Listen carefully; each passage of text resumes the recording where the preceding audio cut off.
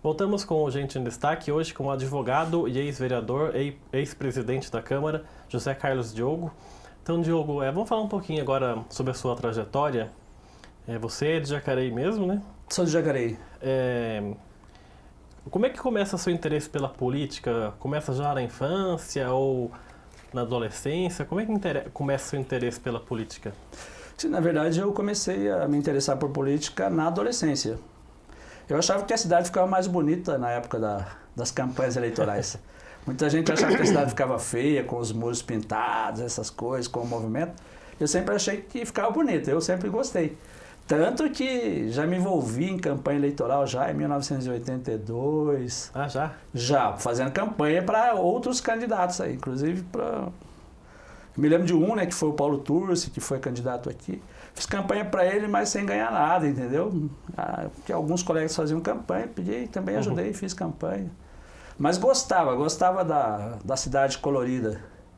E depois, né, um pouco mais jovenzinho, entrei na Pastoral da Juventude, da Igreja Católica.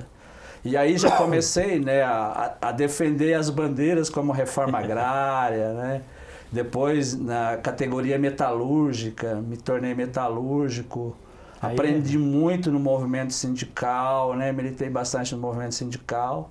E aí, né, fui desenvolvendo politicamente alinhado à esquerda, né? Fala em metalúrgico e sindicato, não tem como fugir, né? E na época, assim, o simples fato de você na época a gente ainda estava saindo, né, da ditadura militar, né? Nesses anos lá de 1984, 85, a situação era difícil, né? Você ser sindicalista, você ser um cipeiro, ou simplesmente ser filiado ao Partido dos Trabalhadores não era fácil, né? Você era perseguido, você perdia o emprego, tanto que eu perdi até bons empregos aí por conta da minha militância sindical e política. Mas tem a primeira campanha que você se lembra, então, é essa de 82, que você participa? Eu me envolvi, que eu fiz campanha. Aí me filiei ao Partido dos Trabalhadores no dia 30 de março de 1988. Em março agora vai fazer 30 anos. Em 82, eu fiz campanha para um padrinho meu, padrinho de casamento, que na época se filiou no PT junto comigo, que é o Zezão, do Parque Meia Lua. Ele não se elegeu. E engraçado que em 82 eu já disputei um plebiscito lá para ver se seria candidato ou não. Em 82 o PT lançou o Jocafe para prefeito aqui, né? Exatamente, lançou o Jocafe para prefeito. Joaquim Caetano Filho. Joaquim Caetano Filho, exatamente. E elegeu o Vicente Costa como vereador, né? Elegeu o Vicente Costa como vereador, exatamente, o primeiro vereador do Partido dos Trabalhadores.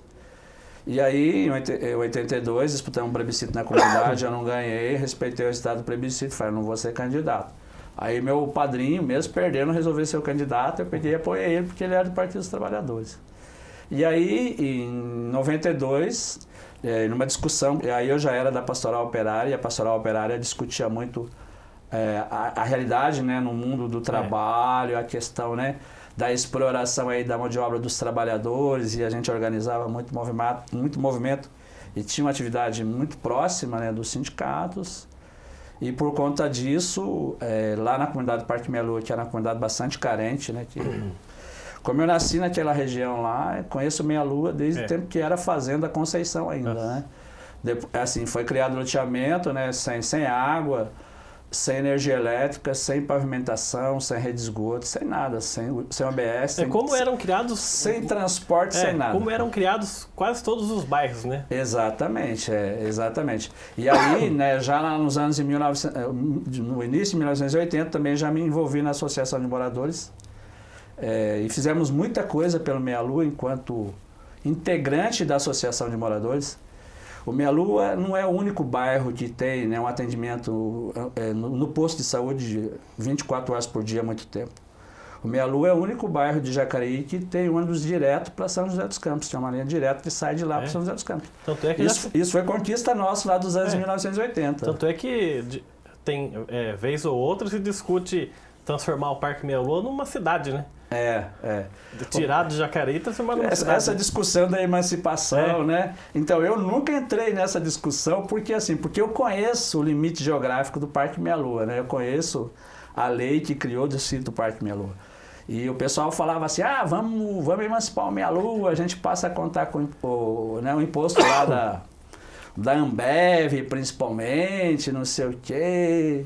Mas não pega, se for emancipado o Meia-Lua, geograficamente o limite é o lado de cá do Paraíba, né? Não o lado de lá. Então, não compensaria. Não, eu acho que não compensa. Mesmo com a SANI chegando lá na região, ainda não compensa, né? Tem muitos distritos que brigam para se emancipar e depois sofrem por falta de recurso financeiro para se manterem, né? Então eu nunca defendi. Tem gente que defende, mas acho que não tem conhecimento profundo daquilo que defende. Mas assim, eu acho que o Meia-Lua ele foi uma experiência importante não só para mim, como para outros políticos, né, como para o Ney da Liga, para o Zé Francisco. É uma experiência, né, importante para o vereador Valmir, que está lá disputando a eleição, ganhando, se reelegendo, sendo o mais votado da cidade, entendeu? Eu acho que assim, o Parque Meia-Lua, ele tem uma força, né? Ele tem seu representante, na verdade, desde 1992, né? Ele nunca deixou de ter... Ele nunca deixou de ter representante aqui na Câmara Municipal. Em 1992, eu disputei, né? Não ganhei, fiquei como segundo suplente do PT na época.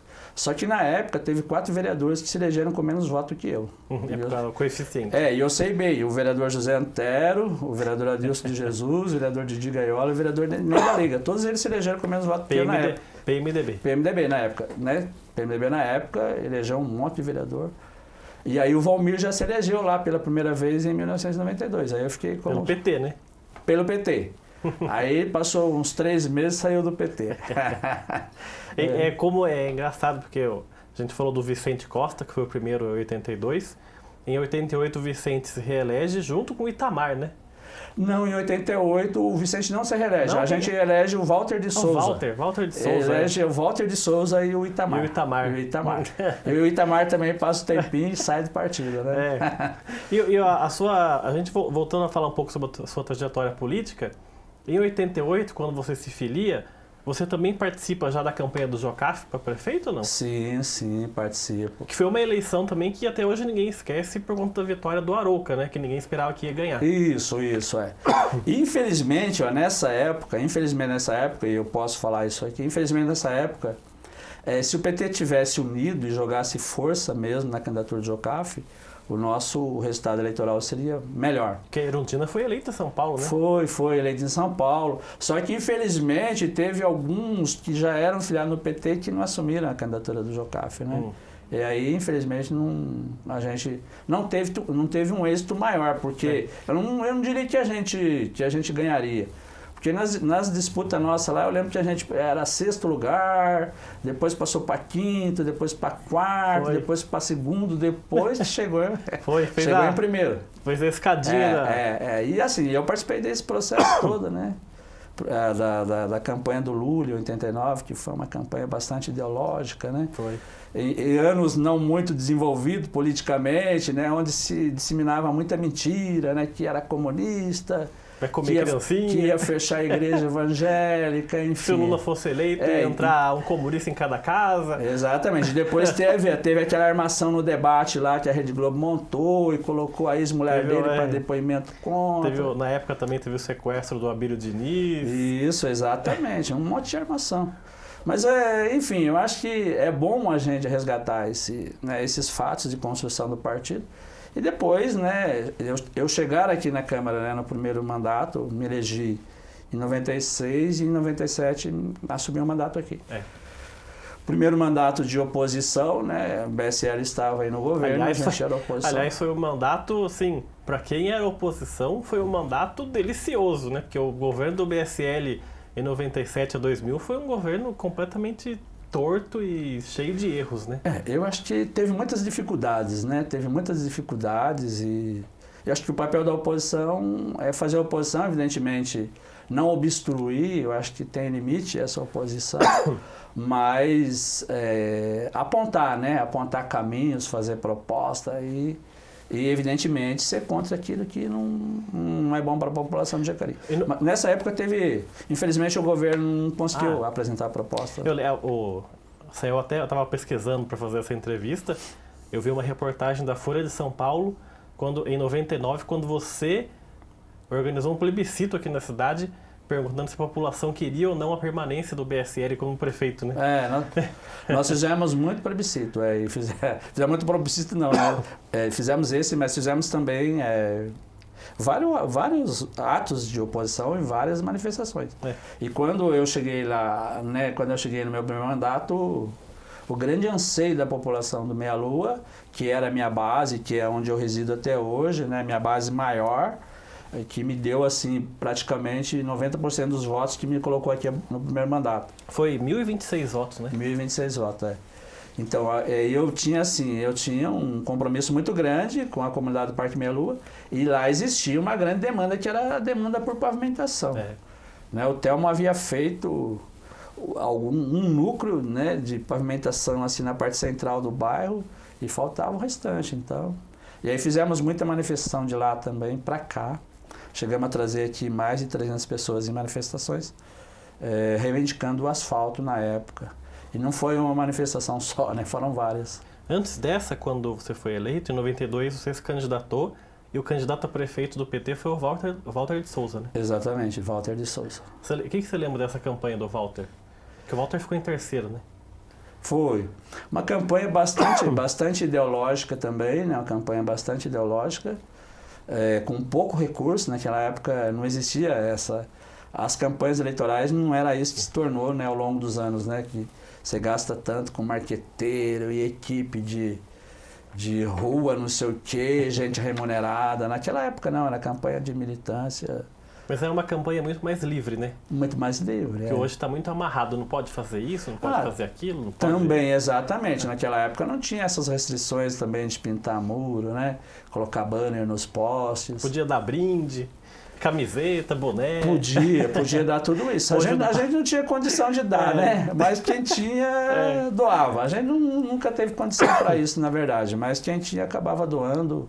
Mas foi uma campanha assim que, evidentemente, contribuiu para a construção do partido na cidade, né? Porque o Walter foi um vereador aqui excepcional, né? Um vereador que se destacou bastante aqui, né? No seu primeiro mandato de vereador. Deu uma entrevista ótima por gente de destaque o ano passado, que repercutiu muito a entrevista que ele deu pra gente aqui. É um companheiro, né? Um companheiro com história, né? Com história tanto na comunidade católica, né, na pastoral carcerária que ele militou, agora continua militando aí nas comunidades eclesiais de base, e assim, um companheiro bastante sensível também, né, essas questões sociais. Então, como vereador aqui, fez um bom trabalho. E para a gente encerrar o bloco,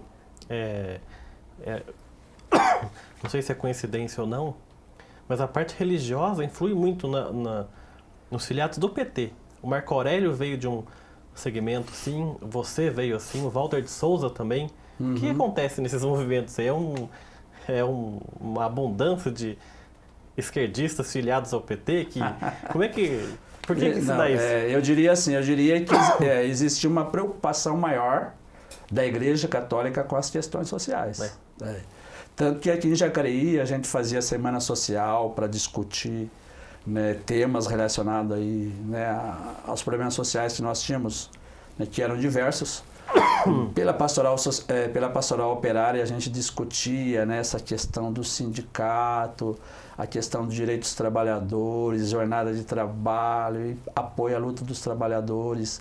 Então eram pastorais sociais que tinham respaldo eclesial da igreja. Só que depois, né, a igreja foi abandonando essa linha social. A Igreja Católica hoje, infelizmente, a gente tem aí alguma coisa, mas não são em todas as dioceses. E aqui, a Diocese de São José dos Campos também, a gente teve um retrocesso bastante grande nesse sentido. Tá certo, a gente vai fazer então mais um intervalo e no próximo bloco a gente vai falar um pouco sobre os 3 mandatos do advogado José Carlos Diogo aqui na Câmara. O Urgente Destaque volta já.